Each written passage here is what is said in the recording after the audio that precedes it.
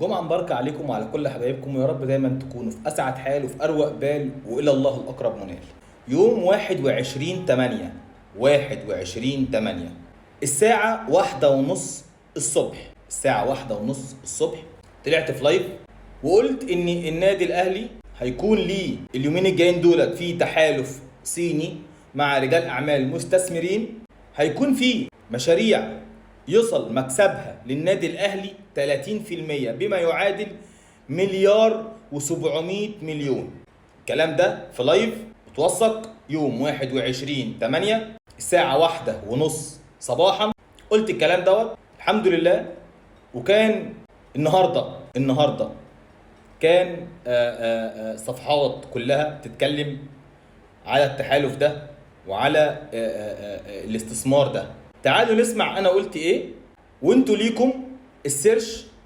النهارده الصفحات بتقول ايه؟ كابتن محمود الخطيب، الف شكر على كل اللي انت بتعمله وبتقدمه للنادي الاهلي ولينا.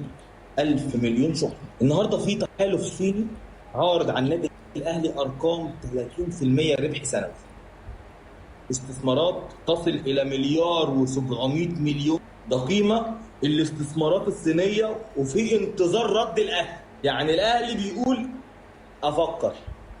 الحمد لله. دايما لو انا بجتهد ده من عند ربنا، والفضل ليكم انتوا بعد ربنا. الفضل ليكم انتوا بعد ربنا، الفضل ليكم انتوا اللي بتخلوني اشتغل، بتعب، بجتهد، بجيب لكم اهم حاجه والاخبار الجديده. انا متشكر ليكم جدا. دايما هكون في حسن ظنكم، دايما هكون سابق بالاخبار ليكم. الحمد لله.